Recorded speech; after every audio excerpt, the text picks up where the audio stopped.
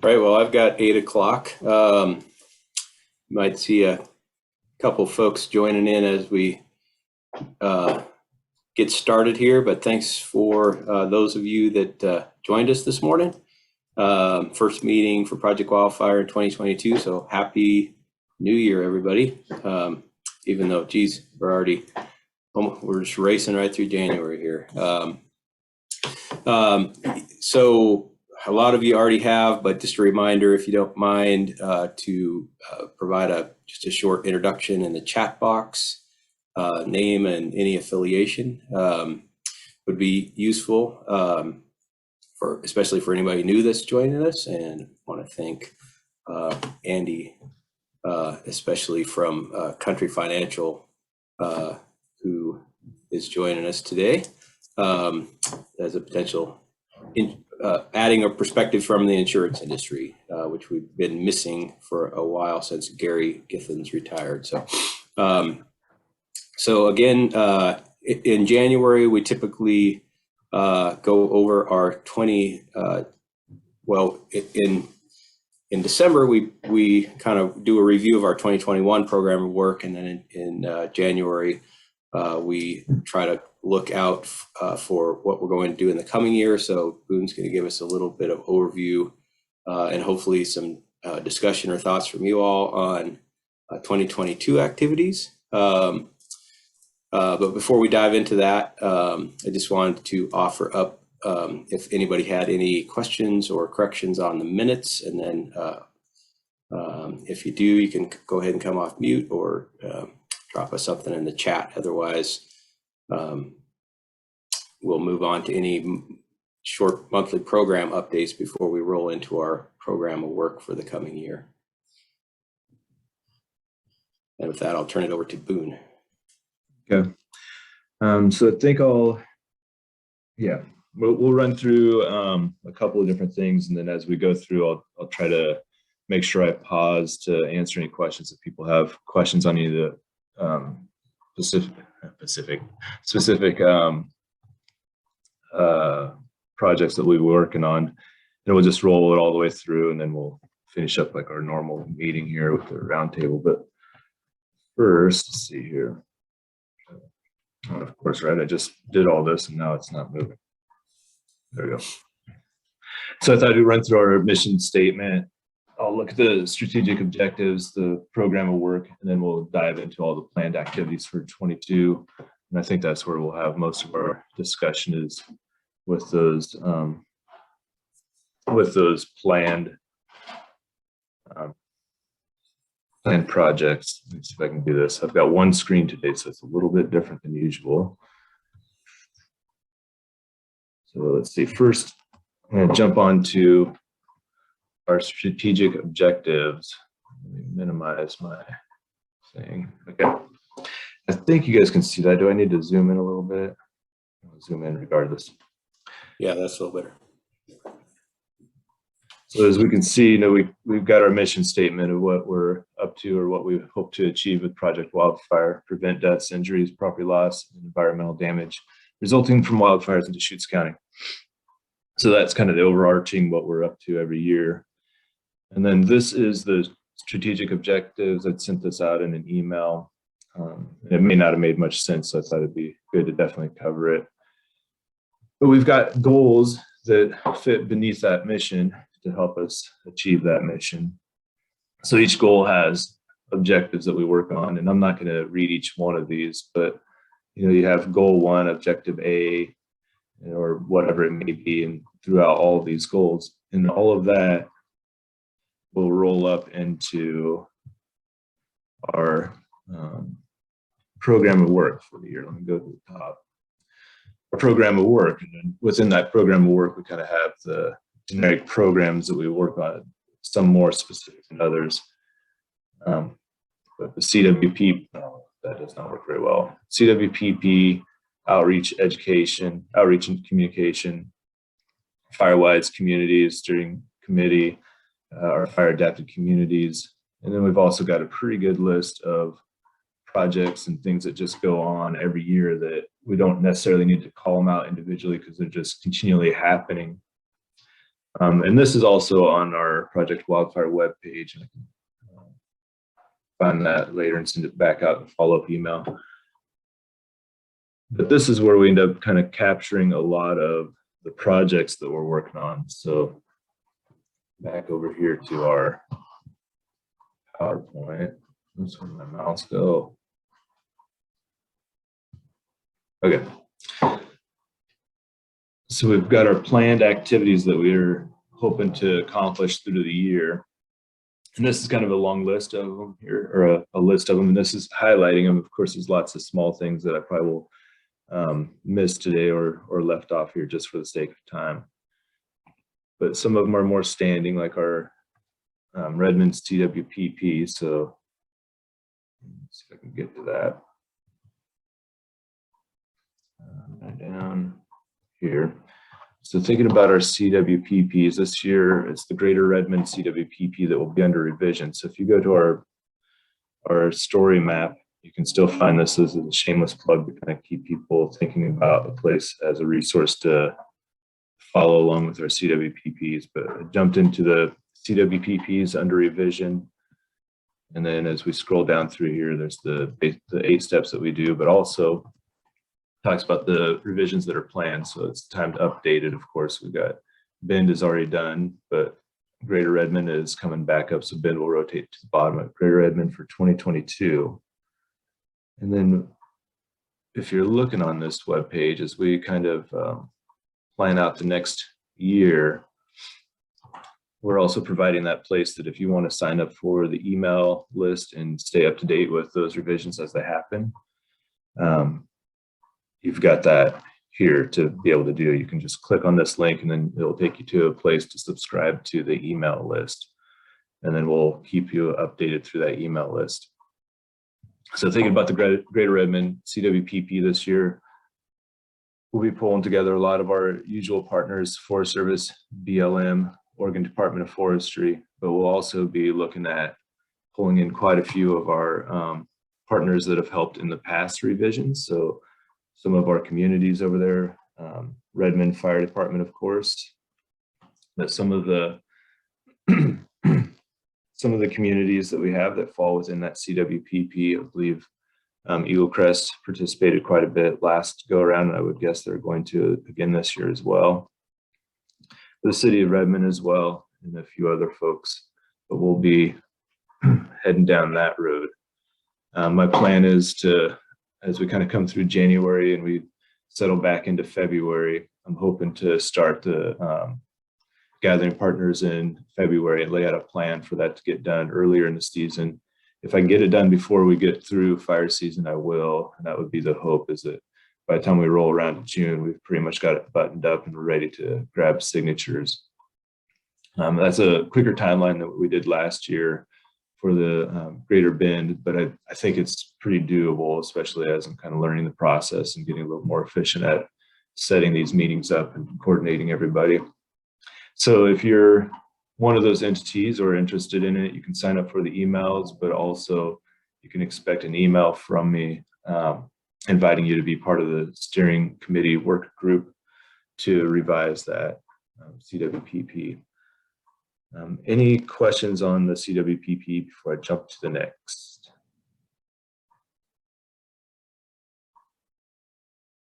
Okay, hearing none. Move to the next one. So our so next on the list I've got is Fire Free, another kind of standing program that we do each year. Right, I'm sure everyone remembers, but just as a reminder, Fire Free is that event that is held each year. We have a spring and fall one, but it's the spring one is a free drop off for yard debris. So we do a lot of messaging, education, outreach around defensible space, what you should be focusing on. And then the landfill plus all the transfer stations are open for free drop off. And that runs through the month of May and into June. At least that's what we've done the last couple of years due to COVID, which is actually shown to be pretty awesome. We doubled the time frame for the most part, and then we've also doubled the amount of material being brought into the landfill. So it's a pretty cool opportunity to get everybody busy doing their defensible space and taking on their part of it. And then the fall, we've also run one in the fall that's actually put on by Deschutes Recycling at Not Landfill. It's pretty limited in time and location, so it's just at Not Landfill, and then that just runs at the last week in October generally. But hopefully, one of the things we talked about in the recent work group that we did, think about the next year's planned activities. One of those things, of course, is encouraging or exploring the potential of expanding dates or even expanding locations. So as we go through the year, I'll be talking with Deschutes Recycling, Susan Baker, and then also our waste management manager, and see what we can, we'll just explore the ideas of being able to expand any of those dates or continuing any of that. As we talked with ODF, they made the point of how important that can be to fall debris burning in the fall. Oftentimes people are wanting to burn and they're always questioning whether it's a burn day or not, or if they have a burn permit or what's needed. And providing the fire free gives them that opportunity to be able to drop stuff off and have an alternate to burning. So it helps to minimize the number of illegal burns that are happening out there. So that's our plan. Again, this year will be to hold that spring event, which hopefully if everything goes right, we'll settle on the dates with the county commissioners, and I'm hoping that we still run the same dates or something similar to it, having that large time frame open. It's been pretty successful. And then also looking at the fall and what we can do there if there is potential to widen any of that or not. Any questions on the fire free?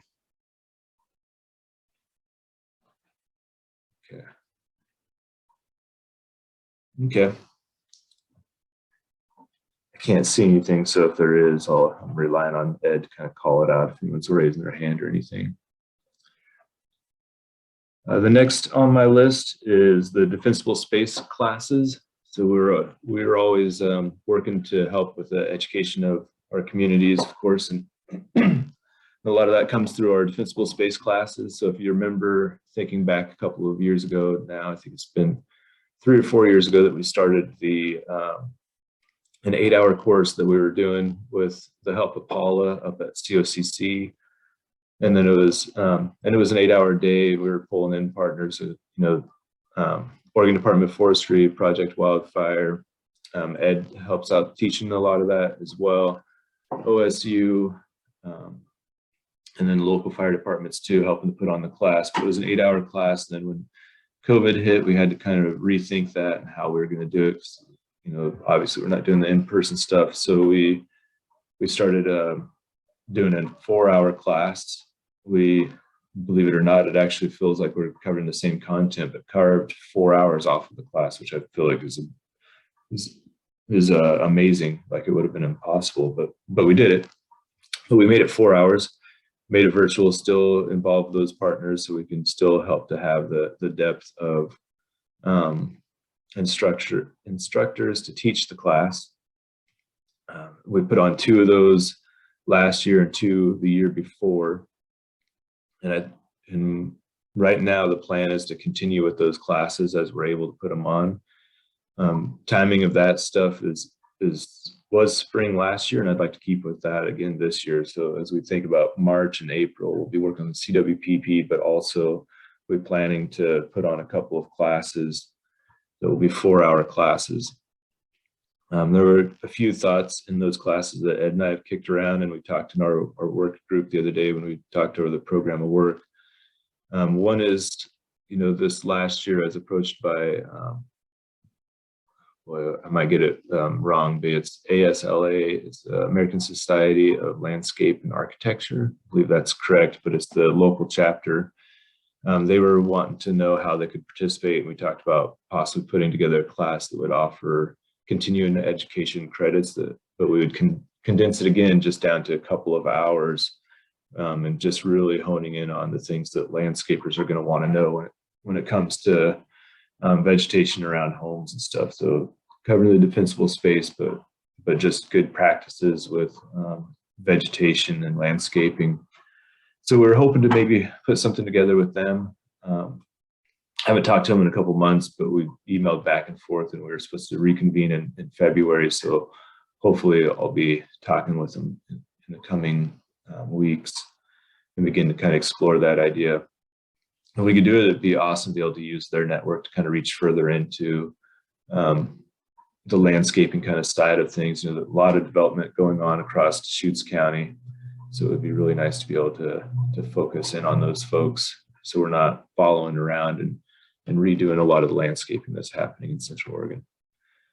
And then the other piece with the defensible space classes, Ed and I talked about, and I don't know if we're going to do it or what it would take, but we at least wanted to kind of scope the idea and see what it would take. But we were discussing possibly putting on or having the classes available as an online type of class, where we could break those 4 hours into, maybe like four 1-hour classes where you could watch a segment, answer some questions, and kind of be interactive, and then you could do it all on your own. And then at the end of it, you get some kind of a certificate that you took the class from us.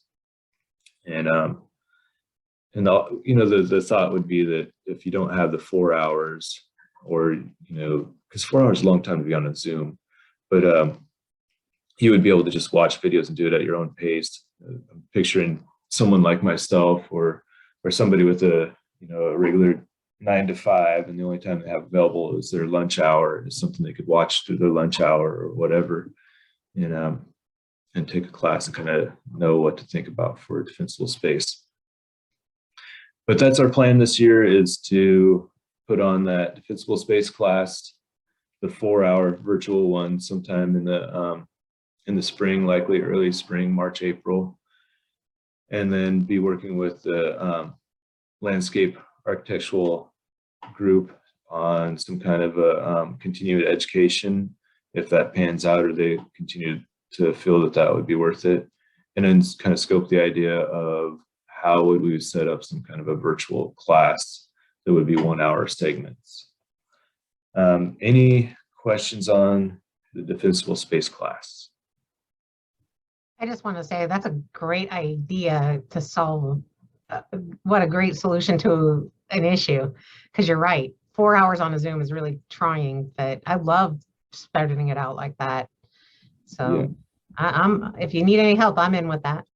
All right, awesome, Paula. I'd love to talk to you about how that would work. I'm just not sure how to like host that, right? I know how to put stuff onto YouTube, but I don't know how to make those make interactive questions throughout the videos. And I know there's ways of doing it. I've looked at some of the learning network that the Forest Service and BLM use, but I haven't dug into it too far. The learning portal, that's what I have to say. Looks like I got a couple raised hands, but I don't know who it is. It's Greg in that area, I think. Yeah, I'm on.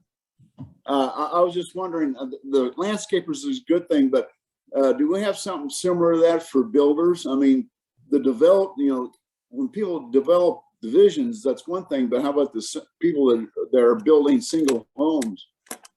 Is there something we do for them also, or are they involved with the building association, or where it is? It's a good question, Greg. I guess in my mind I was kind of lumping them together, but it's very true. We would be reaching the landscapers much more efficiently and more directly than we would the individual contractors. That's something to talk about, is how we can tap into that network a little bit more and maybe cover both of them through that class. So I would hate to put on the class and realize that we left out half of who we need to be hitting.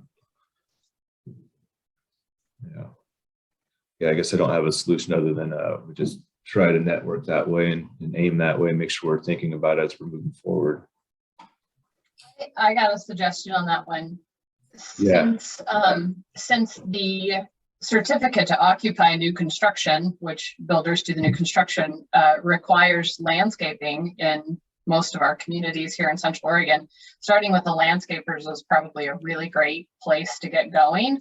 And then if we find that there's some gaps with builders that maybe aren't actually hiring a landscaper, we can kind of figure that out. But I think it's probably a really, really good place to start.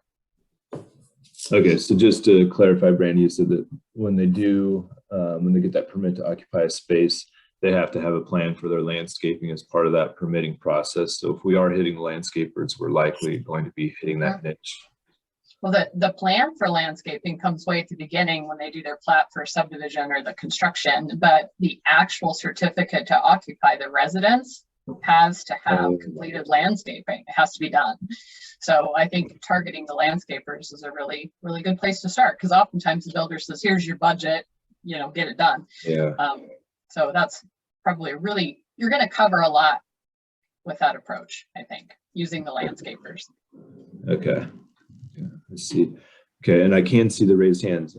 Ariel. Yeah, I think this is a great idea. Let me know how I can help at all with the landscaper. Trying to outreach with them on this class. And also I was just thinking, sure, we could throw in other groups into this too, but I know a lot of folks end up reaching out to arborists to get work done and get advice. So I wonder if there's any way to loop that group in, or if maybe something else would work for them. Just Yeah, throwing that out for future thought. that's a good point. You know, when you say that, you know, my mind goes to Katie Lampa. I'm not sure how active she is, but you know, in the past, I've definitely participated with her putting on classes for arborists, and you know, defensible space was a small piece of that, and that was years ago. But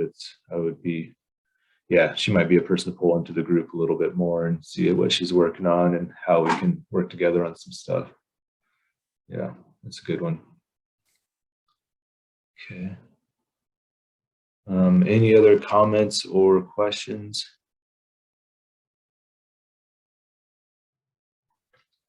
Okay. Okay, hearing none, I'm going to jump into grants here. Make sure that okay, I'm going to jump into our grants.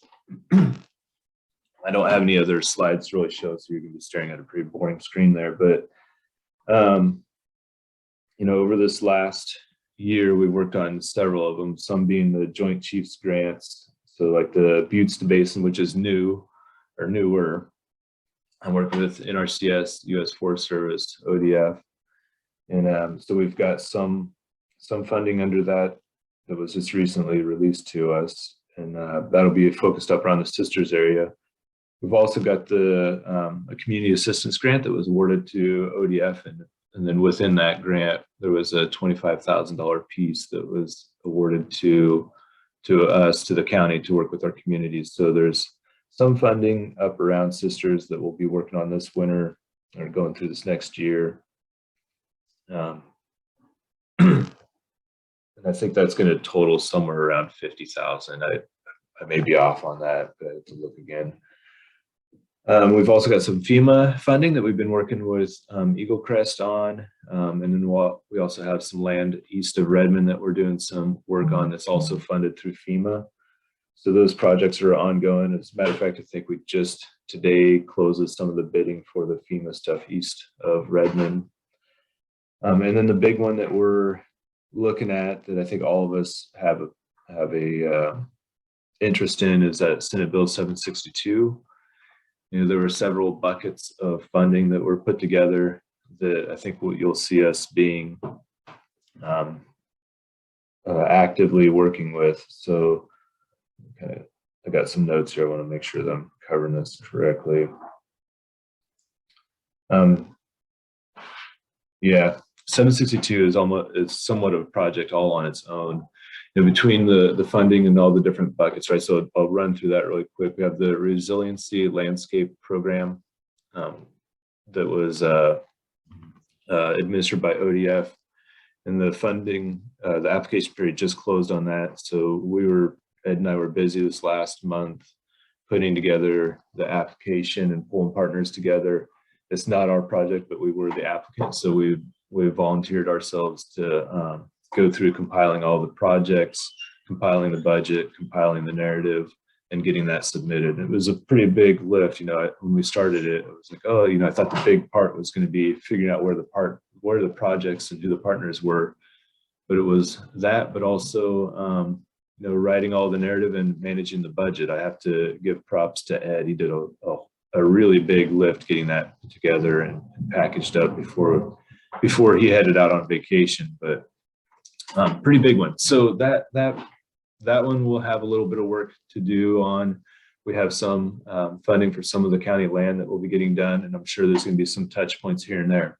And that was just one of the buckets of funding. Another piece of that was the small forest land grant.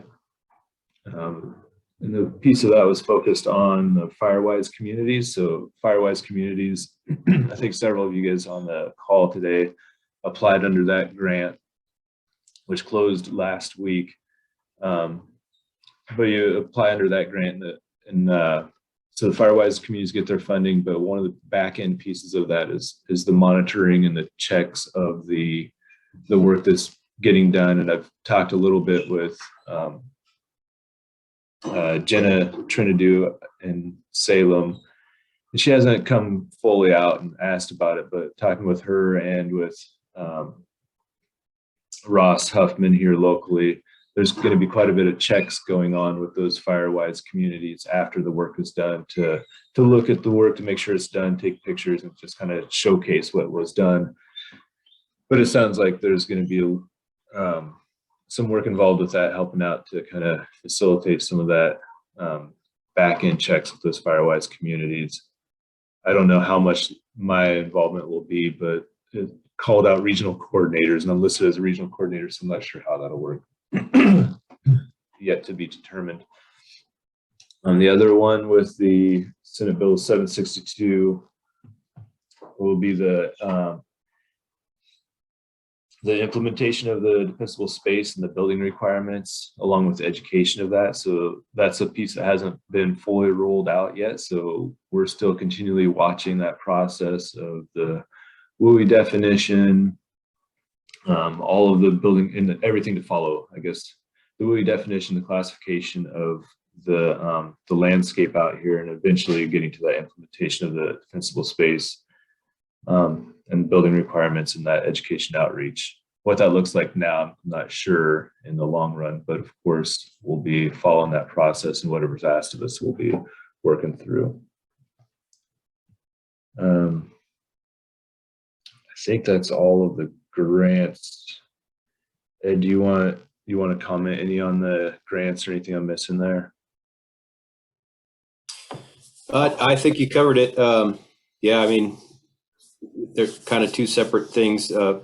Money on hand to do projects like the FEMA grant and Joint Chiefs, and then money that we're hoping for. But that Senate Bill 762 has a potential to have really big impact for Central Oregon if we're successful in that landscape resiliency thing. So just something to really keep an eye on. It's a very significant amount of dollars. So that would happen in, basically like a 15-month period. So yeah, just excited to see what happens, and we'll be hearing, I guess, next week, right? So yeah, I believe so. And I mean, we can share what we have requested it for. Right? I mean, I don't think there's any secrets there. No, it's the total project is 13.8 million and touch over 52,000 acres treated. And our ask, or when I say our ask, the partners within Central Oregon is 6.2 million, I believe it is 6.2 or $6.3 million is what we're asking for.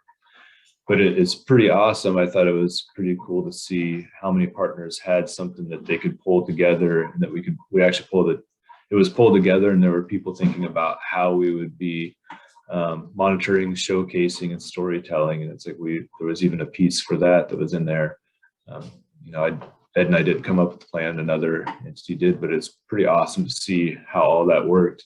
I think several of you guys on the phone call have been part of the part of some of those phone calls and meetings as we've been putting that together.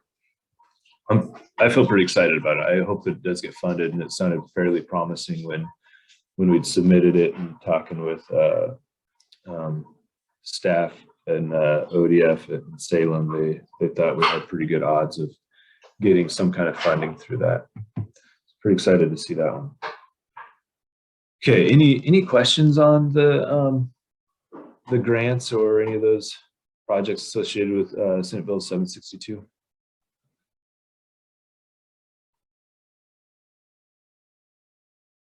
Okay, let's see any there. Okay, I'm gonna continue. Oh wait, there we go. We do. Greg, your hand is raised. Yeah, I was just wondering, I know the time frame of what it was, but it would have been nice if the time frame would have gave us another week or two out.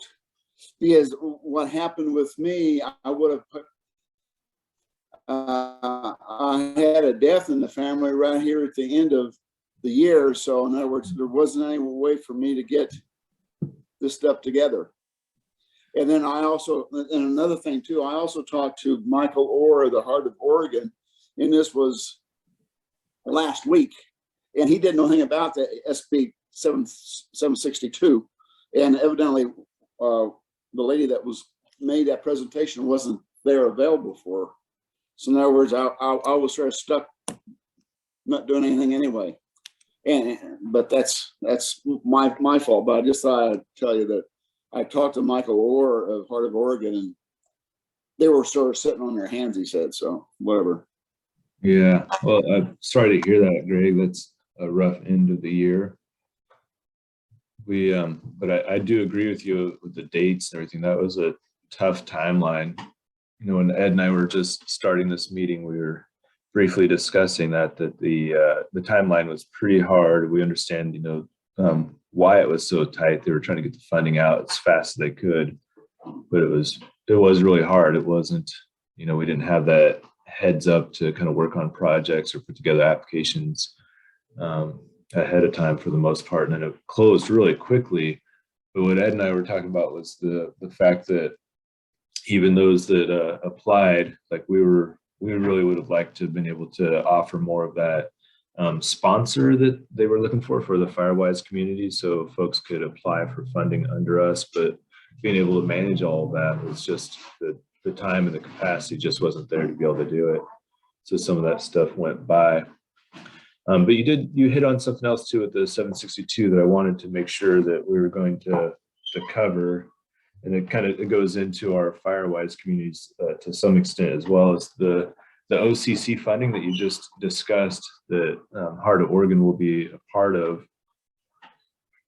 You know, hopefully we do get that opportunity to use our network of Firewise communities, and some of those Firewise communities that are needing the assistance, if they didn't get it through this first funding, perhaps they'll be able to get some help through the Heart of Oregon, getting a lot of that same work done. So pretty excited to see that stuff happen. And then the other one too that I keep meaning to mention is Oregon State Fire Marshals.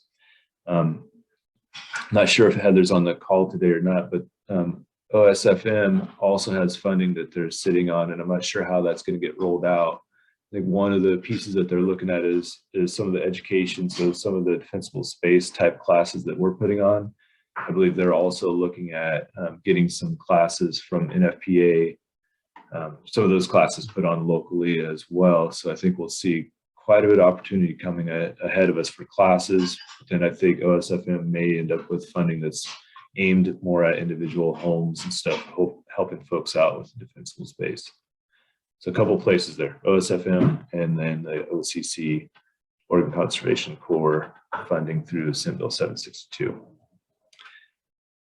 And then I guess I'll jump into the next one, which is our Firewise sites. And Firewise has really exploded this last year. Let's see if I can find it. So Firewise exploded quite a bit last year. If you remember right, we we passed the, where is it? I don't see it, dang it. But we passed that 50 mark of number of Firewise sites, which was pretty cool, right? We celebrated that by creating a thank you video as we think about the full gamut of all the work that goes on out there. Yeah, there we are. We have, the piece that the Firewise communities are fitting is that community level work down to the individual home. So we wanted to say thanks for doing their part. So we made that video. We passed 50, and that was back in October. And then since then, as you can see here in my screen, I have to verify these numbers, but it looks like we've got 9 more communities added since then, which is just amazing. Most years we only add 4 or 5, but again, a lot of folks, a lot of communities this last year. I think we're pushing close to, we should be just shy of 20 new communities added. Is that right? Yeah, because I think we started with 38, and if we're at 59, it's 21 communities added over this year. So quite busy. A lot of that going forward, we're going to continue, of course, to help with ODF, getting people facilitated and through that process, doing assessments, doing the education outreach with those communities. But also, it's getting to the point where there's a lot of communities within the Firewise network across the county, and exploring other and different ideas is kind of one of the things that I feel is a little bit more of a focal point for myself, is thinking about how are we going to continue to manage these communities into the future? How do we figure out ways to network them between one another? In the past, as Ed's talked about before, is we've had those workshops where we pulled them together, all the Firewise communities, the shared ideas. We talked about some of the hurdles and things that folks are working on, but how do we continue to do that going into the future with this big of a network, and what does that look like? So been talking with other groups like ourselves across the Western states, and one of the programs that kind of stands out is that Fire Safe Marin has a pretty robust program around fire preparedness, and they have a pretty robust Firewise community network as well. So next month, I've invited them to come up and be our guest speaker as the topic for the month, which I'm pretty excited to hear. They've got a couple different programs that I think are pretty interesting. One is their Firewise, how they're networking that. And they also offer a chipper day, which I thought sounded pretty interesting as well, where they offer chippers to go through a neighborhood as a service, and they can sign up online and have that chipper come by their house. So that sounded pretty cool too. But they've got quite the robust program. So if you're interested in it, it's Fire Safe Marin. They've got a really big program around their YouTube presence. They have a show that they put on, I think, every couple of weeks, and they've got tons and tons of videos, and they're very professionally produced. But I thought all that was pretty cool to see. Okay, what else do I want to get back over here to our PowerPoint? Any questions on the Firewise before I move to the next one? So I got raised hands. Let me see if I get this. I got Greg and then Dean. I don't know if that's still left over. Greg, is your hands up or? Okay, it's not. Dean, you're up. Yeah, can you hear me okay? Yep, got you good. Good. Yeah, on the Firewise, I think that whatever kind of networking could get set up, I think that would be really great, because the communities can learn from each other that way and coordinate some of the stuff.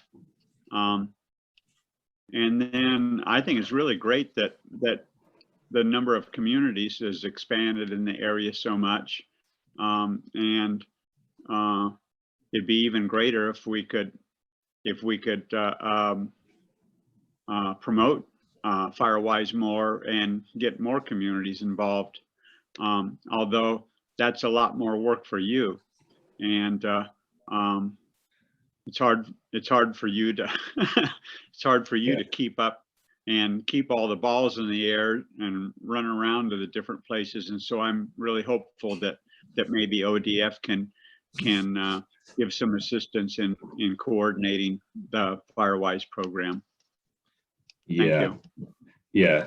Thanks, Dean. That's a good reminder too. You know, when we did the work group meeting between December and now, talk about the program of work, that was one of the things that was mentioned. Talking with Gordon, I'm not sure if he's on the call, but he said there is some potential for ODF to increase their work capacity to bring someone on that focuses on the Firewise communities. And if that's the case, it would be really nice. We'd be able to kind of think about how that moves forward, and we could support ODF, you know, because technically, really, when we look at the Firewise program, it's a program that's administered by ODF. They've got the statewide regional coordinator, and then they've got the statewide liaison, I guess they call it, and then we have the regional coordinators, and then somewhere in that I got rolled up into it as well as we kind of transitioned around.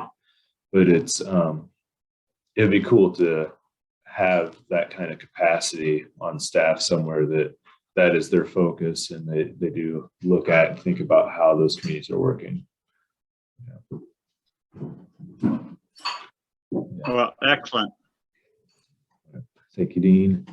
Any other questions before I jump to the next piece here?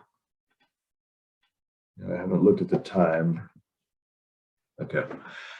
Okay, moving to the next one here is our Factnet, Fire Adapted Communities Network. And just as a reminder, what the Factnet is it's a network of basically entities like ourselves, representatives from different networks across all of the United States, and then we belong to a Western states kind of one. And in the past, Factnet has offered funding to help put things together that we've worked on, like those story maps, the Firewise story map, the CWPP story map, and then our material revision. That was some of the stuff that we did over the last year or two. And Ed and I, because of the amount of workflow and some of the changes with 762, we kind of opted out of asking for any funding. And the funding wasn't really a big piece of it as much as the value comes from being able to talk with folks that are doing similar work within the Western states. So we, going forward through 2022, we still plan to be part of that network as far as having the ability to talk to those folks and kind of bounce ideas off of them of what we're working on locally. So as we talk here, we come up with a plan, what we want to work on. We work on it, but also it's nice to have that extra network to kind of like, hey, what do you guys think about this? Or has anyone already done this? And what do you have? What worked and what didn't work? So that's how they kind of serve to help us locally, is to be that resource to bounce ideas off of and to work with. So currently no specific projects that are planned with Factnet other than having them for support. But they are a great resource. And I just want to kind of mention them here because in the past we've had them on the list as having specific projects, but this year we won't have anything. Any questions on the Factnet? Okay. Hearing none, I'm jumping to community presentations. So our community presentations, they can vary quite a bit, but these are, you know, I think we did Fire Ready Bend this last year. That was a pretty big presentation. We worked with the Auburn Butte Neighborhood Association. It's not an HOA, but it's the neighborhood association. So I can't remember how many communities they represent, but it's like 10 or 10 plus communities. And then I also did one for Century West Neighborhood Association. So that was another big one where we worked together and put on presentations so we get a big bang for the buck. We're able to kind of do that education outreach, talk about defensible space, and then talk about the programs that we're working on throughout Oregon. I think it was Kevin Stock and I that did the Fire Ready Bend.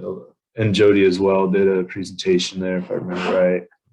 But yeah, we have those. Then we've also got other presentations that we did, like the one with working with Beverly, who I see is on the call, doing Tollgate and Crossroads at the same time this last year.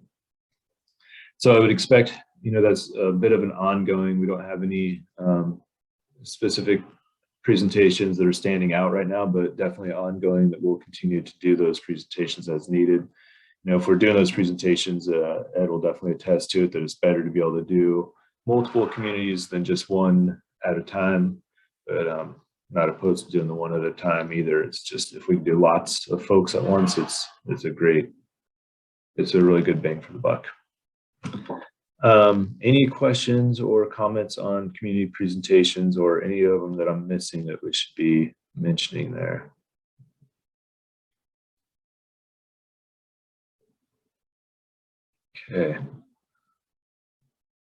Okay. Well, looking through the highlights of what we're looking at for 2022, I think that pretty much hits them, and we're down to the other input bullet there that I got on the screen, which is what are the things that I've missed in here, and what are the questions that you have or comments that anyone has about what we're planning for 2022. Is there anything out there that I'm missing right now that anyone's curious of or wanting to hear about?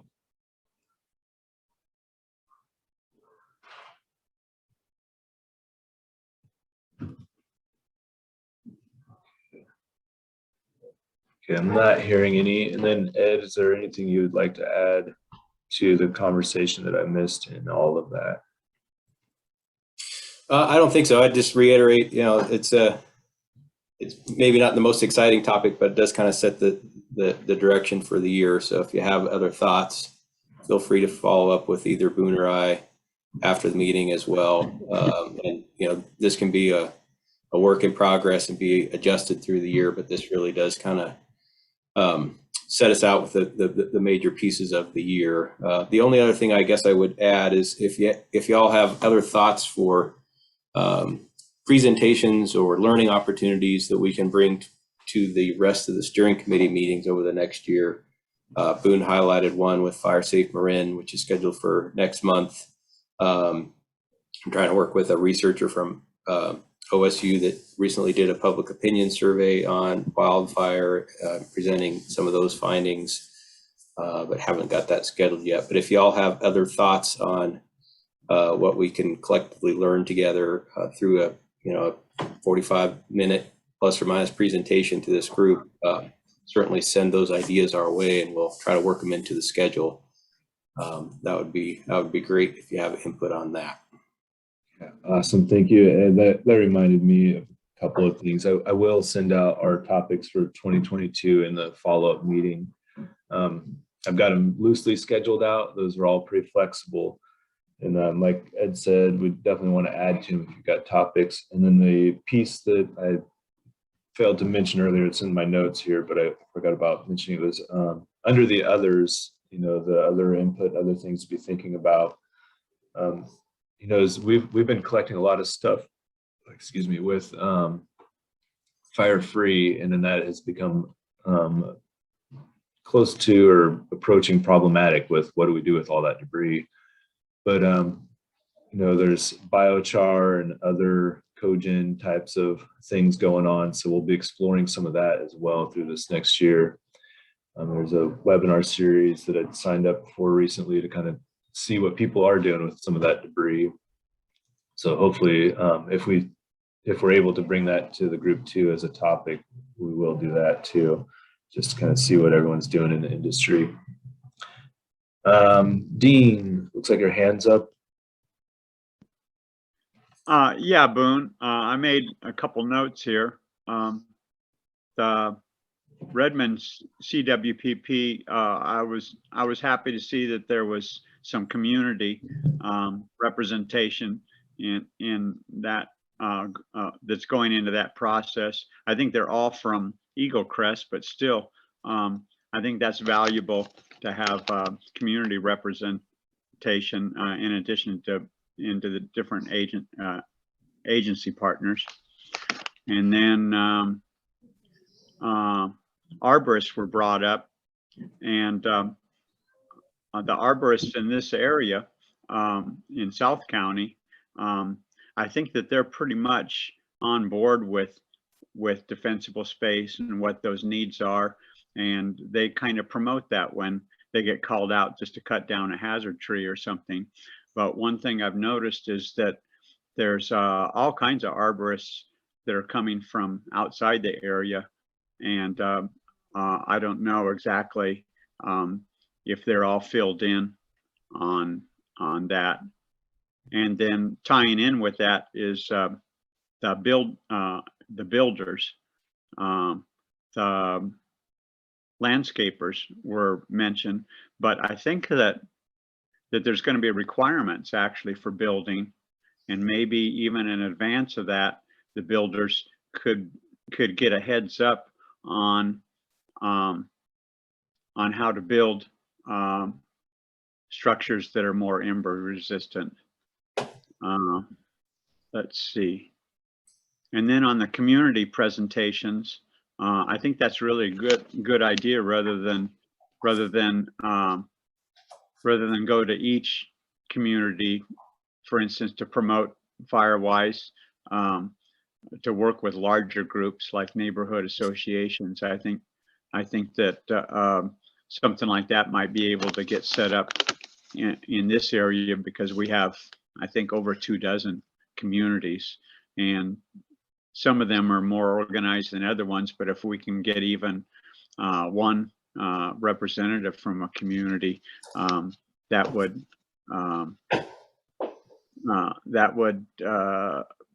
build on that momentum for Firewise especially. So I don't know if there's something else. No, I agree with all that, Dean. I appreciate those comments. And then what you reminded me too, people, I don't know if they're aware, I didn't broadcast it, but just recently updated our contractors list. So there's a few new folks on that contractors list too. So if you pull it off of the Project Wildfire webpage, which is on projectwildfire.org, and then there's the resource tab up on the top. When you click on that tab, it'll be taken to the page, and it'll have the contractors list. So if you're looking for folks or you're running out, there are a few new ones on there. Very good. Yeah. Awesome. And then Greg, I see your hand up again. Yeah. I was just wondering, when do you think you'll know when the fire-free time period will be? I mean, the quicker we know when it is, the easier it'll be for us to get that information out to the people. Yeah, that raises a really good point. Ed might have some better comments on it, but it raises a good point that this year there's probably going to be more of a sense of urgency of identifying those dates, just because there are so many folks, ourselves included. We gave funding, county gave funding to those Firewise communities, and then several of them are also getting funding through Bill 762, and we'll also be very interested in the dates. Ed, do you want to add anything with that? We'll be working with solid waste as expeditiously as possible, but for a variety of reasons, it usually takes us a little while. But point taken, and we will try to get those dates out as we might think about releasing them even piecemeal, because a lot of times what we try to do is wait until we have the dates for all the sites, including ones that aren't really under control of Deschutes County, and so if we get dates and they're not all available, we might just release those as they become known, but we'll try to get those out as soon as possible.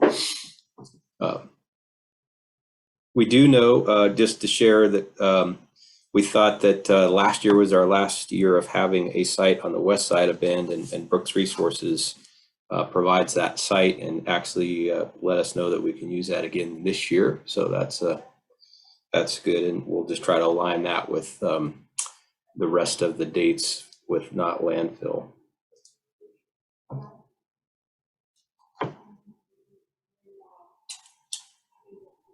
Okay, awesome. If there's no other questions, I think I'm wrapping up here, Ed. If anybody's got anything else they want to comment on. I saw Ariel put a comment in the chat about a study from OSU with the overlap of wildfire risk and vulnerable populations, which is a big interest to a lot of folks right now. So that would be a great topic to be able to have. Appreciate that.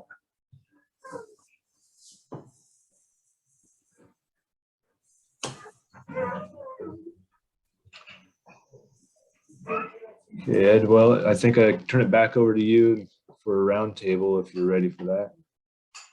All right. Well, thanks everybody. And like I say, if you have other thoughts you want to share with us, feel free. And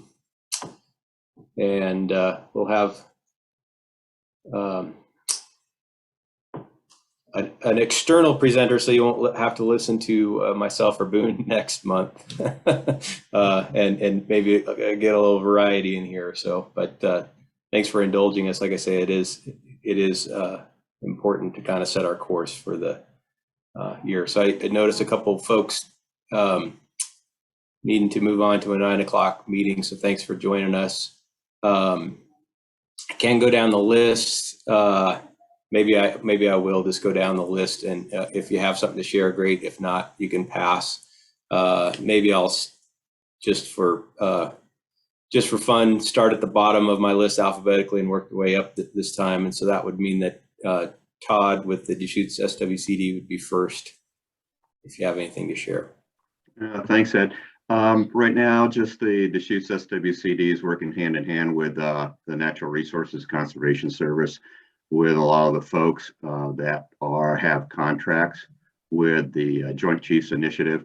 So we're helping with conservation planning and looking for future endeavors, I guess, with them too in the forestry realm. And that's pretty much all the Deschutes SWCD is doing right now. Great, thank you. How about Robert with Deschutes National Forest? Let's see, I think I'm on. Yep. Good morning, everybody. Yep, my camera didn't show me in there. So, yeah, good morning, everybody. Robert Newey with Deschutes National Forest, Bend Fort Rock Ranger District, FMO. Nice to see everybody and I hear the updates. Thanks for the good presentation. Overall, right now, pretty much for the Deschutes, we're plugging away through our FY22 work, and with contracts, Joint Chiefs as discussed, and CLFRA funds, and then starting to discuss what we're looking at for our FY23. Sorry, my dog's running at the door. Yeah, overall, happy to attend and hear all the good things that are going on here, and happy to help where I can. Thanks. All right, Paula, anything from COCC? I don't have any to report. However, I would like to just put out there, this time of year, I have my urban interface class, and I'm also have taken on the prevention class as well. So anytime that there's any opportunities that my students can get engaged in a project, I'm always looking for that. So I just wanted to put that out there. Thanks. Thanks, Paul. Kyle, anything from Deschutes County Community Development? No big updates right now. Although at some point, probably in the next 2 months, we are going to kick off our comprehensive plan update for the county, which is a long time coming, kind of 10 years in the making, so to speak. And I'll give more updates once that comes up. Okay, great. We'll look forward to that. Jody, anything to share? Yeah, good morning.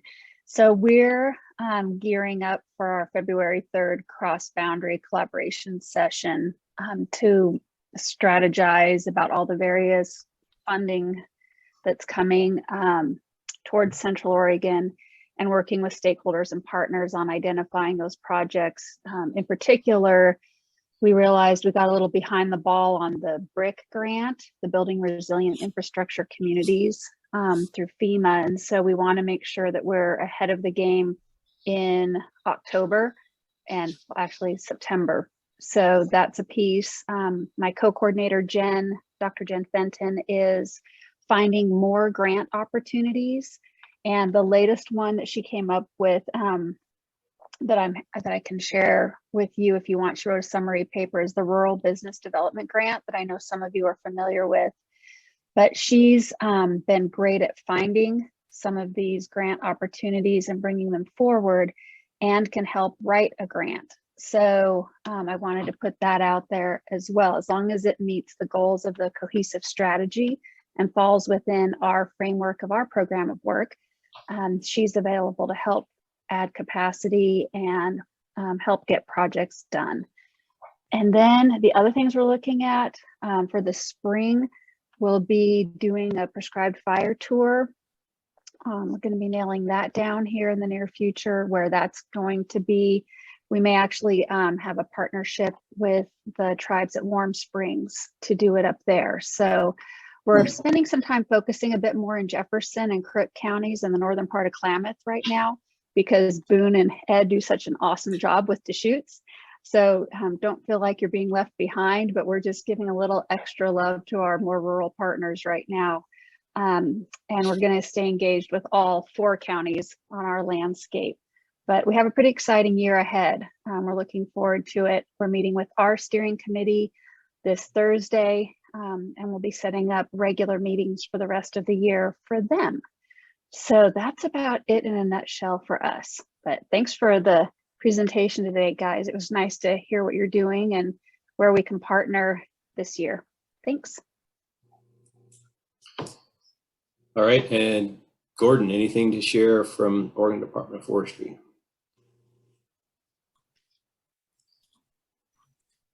So yeah, sorry, my video is not working again. Hopefully get a new computer here pretty soon and get that fixed. So, we've been working on quite a bit of stuff with Deschutes County. So 762, the large landscape resiliency grant. Ross has been working with Boone and Ed on that. So that's really good. We potentially will be putting in for some additional funding under 762 with the Small Forest Land Grant Program. And primarily, I think we're going to target adding additional capacity to our current community assistance grants and Western States grants. So hopefully that'll, it'll be adding to the cost share with those current grants that we have. So we're working on that. We just got the solicitation for the community assistance grants. We're looking at potentially putting in a couple grants, one specific just for fuels reduction, fuels mitigation, as we've done in the past. And I think we're going to be partnering with Boone and Ed, giving them some additional funding. I think Ross has been in conversations with Boone with that one. And then also Boone had mentioned potentially trying to add capacity for Firewise. So in Crook and Jefferson County, there's some traction to try to get a Firewise coordinator similar to what Boone has been doing with Deschutes County.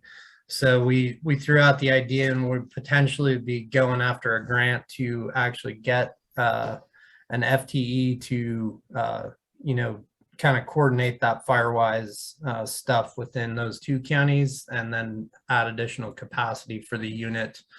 So that would include some capacity for Deschutes County. So some new avenues that we're looking at. And then with all the 762 funding ODF, we've got some new positions that we're recruiting for that should be opening up this week.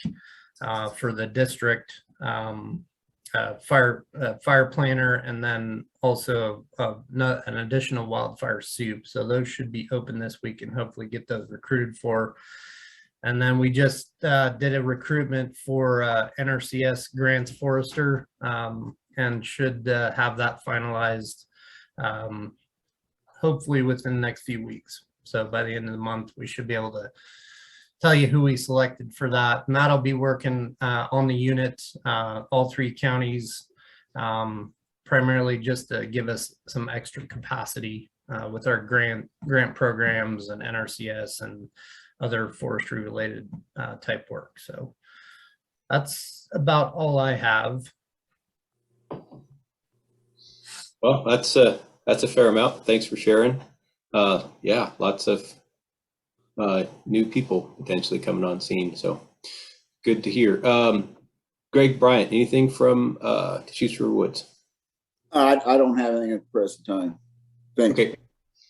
And how about Georgia from Rigid Eagle Crest? Good morning.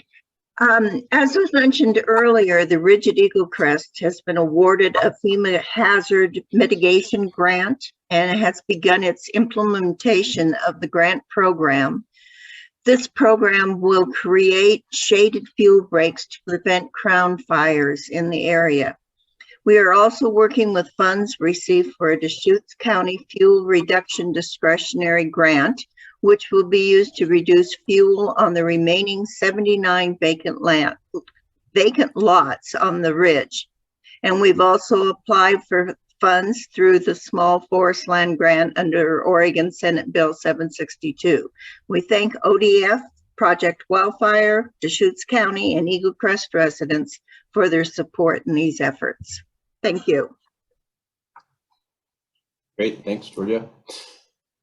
Let's see, Don Tachida, anything you'd like to share? No, not this time. Okay. Thanks.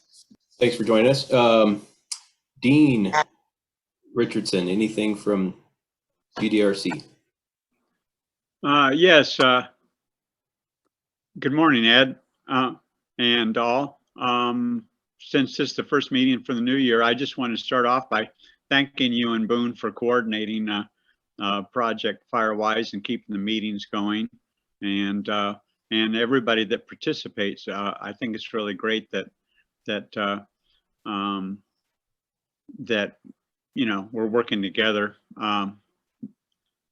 There's a saying, 2 heads are better than 1, but if we can get more than 2 heads, maybe then we can then we can get more response even.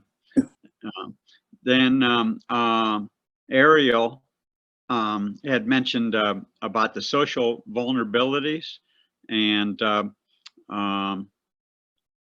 in Upper Deschutes River communities, I came up with a program. I was thinking about low-income seniors and disabled in South County, because we have quite a few of those, and they'd like defensible space, but they can't do it themselves. They can't afford to hire someone else, and they've been kind of falling through the cracks as far as assistance from federal or state or county. So we've got that, and we haven't been able to promote it very well through the pandemic, but we have funds for that to assist people. So Ariel, if you want to, if that ties into that, and you have any questions, or I can give you some input, that'd be great. Let's see, the Upper Deschutes River communities, we're continuing to meet regularly with the board, and we're kind of reorganizing. We've got more grant funds. One grant will extend for 3 years, so we can continue our defensible space programs. So that's good. But we want to get back to in-person meetings as soon as we can, so that we can work more on outreach and education. Then I had one other thing I wanted to add here. I had someone from State Farm Insurance, who I'm insured with for homeowners insurance, showed up last week. Somebody showed up last week, and he was taking pictures all around my property. And I had a little discussion with him, and mostly he was trying to see what the defensible space was for that 30-foot zone and beyond. I think he was kind of impressed that I've been picking away for so long that I'm reaching out over 100 foot in most directions. But I didn't want to plug him too much here, but it's good that we have, it would be good to have a representation from the insurance company in our project Wildfire. And I wasn't sure whether he was trying to evaluate like my property as an individual risk, and that's what State Farm is going to do, or if they're trying to like see what the risk is in the overall region, as far as rating or how they continue to insure people. But I think that there's going to be increased attention in that insurance area because of the recent fire years. Thank you. All right, couple more folks. Chris, anything from Shoots 911? No updates this morning yet, thanks. Great. And Beverly, anything from Sisters Camp Sherman or? I don't really have an update from Sisters Camp Sherman, but I did want to thank Boone for doing our community meeting last June with Deputy Chief Tim Craig. I think it helps to keep people interested if we have different speakers, and I think it worked really well with Tollgate. And we'd even like to have more people because I think it saves on your end, rather than having 5 meetings, you just have 1 meeting. And so I thought that worked out pretty well. And I'm always looking forward to doing, finding out any information for defensible space, any of the classes and everything, as I have new Fire Corps members all the time. And we do the home assessments, and I try to keep them involved and have them learn, especially in these off months where there's not much happening. So thank you very much. And Boone, thanks for always being there, helping me out with giving me some advice. Okay, great. And finally, Andy, I don't know if you have anything to share, but I do thank you for joining us, and the floor would be yours if you have anything. Well, I'd just first like to thank the chance to participate and introduce myself. And I think this is fitting that Dean brought up the fact of State Farm representative coming out and doing defensible space. I represent Country Mutual and Country Preferred Insurance, and I've been doing this for 20 years, insuring homes in primarily southern Deschutes County, La Pine, Sun River area. And I was asked to maybe give the insurance perspective, whether it's directly related to my book of business and clients as well as a whole. And so I'm excited to maybe, gather information to share of what's really going on.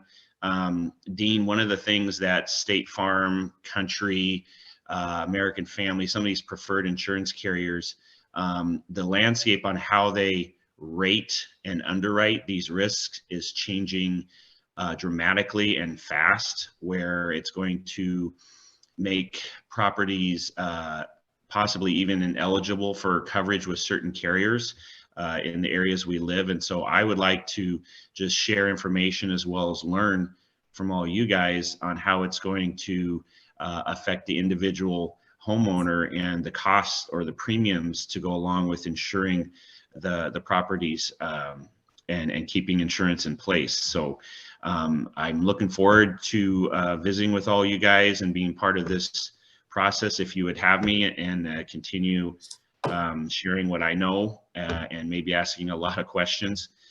So again, I just appreciate it. And if you would like that insurance perspective, I would be grateful to participate with you guys. Great. Thanks again for joining us today and the offer to continue. Yeah, we been without that perspective on insurance for a little while now. And so it'd be great to have you join in. With that, I guess I just have a last call before we wrap up our meeting for this month. Anybody else have a last question or comment before we conclude for today? All right, well, happy January, everybody. And we'll hopefully be sharing some good news maybe in between now and the next meeting on Senate Bill 762 funding. and we'll see you back in February if we don't run across, if we don't cross paths before then. So have a great day, everybody, and we'll see you next month.